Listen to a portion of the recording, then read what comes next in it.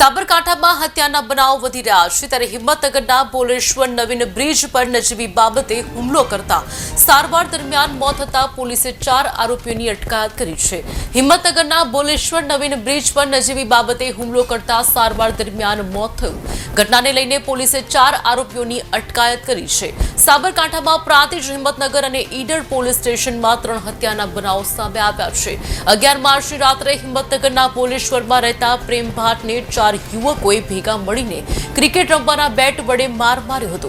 ઇજાગ્રસ્ત યુવાનને સારવાર અર્થે હોસ્પિટલ ખસેડવામાં આવ્યો છે। સારવાર દરમિયાન યુવકનું કમકમાટીભર્યું મોત થતા પોલીસે 4 શખ્સો વિરુદ્ધ ફરિયાદ નોંધીને અટકાયત કરી કોર્ટમાં હાજર કર્યા હતા।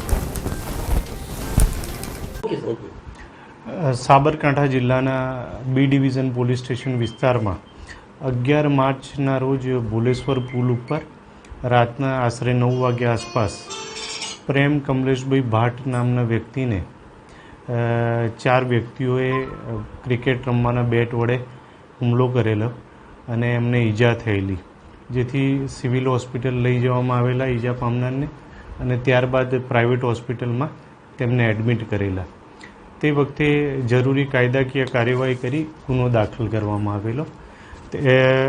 એ ફરિયાદમાં તપાસ દરમિયાન 4 વ્યક્તિઓના નામ મળી આવેલા।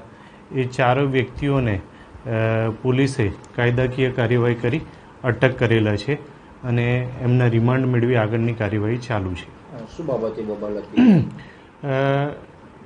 જે મરણ જનાર છે એ અને આ આરોપીમાંથી એક વ્યક્તિને અગાઉ એકાદ વર્ષ પહેલાં સામાન્ય બોલાચાલીને માથાકૂટ થયેલી, પરંતુ એ બાબતે કોઈ ફરિયાદ દાખલ થયેલી નહીં અને આ જે બનાવ બન્યો ત્યારે આ લોકો બોક્સ ક્રિકેટ રમવા જતા હતા અને રસ્તામાં બંને પક્ષ મળી ગયેલા ત્યારે આ બનાવ બનેલો છે। કેટલા લોકોને અટકાયત થઈ? ગુનામાં જે 4 વ્યક્તિઓ સંડોવાયેલા છે 4ની અટક થયેલી છે। કઈ ફરિયાદ? ફરિયાદ અત્યારે હાલ મરણ ગયો છે એટલે ખૂનની કલમ હેઠળ ગુનો દાખલ થયેલો છે અને એમાં અટક કરવામાં આવી છે।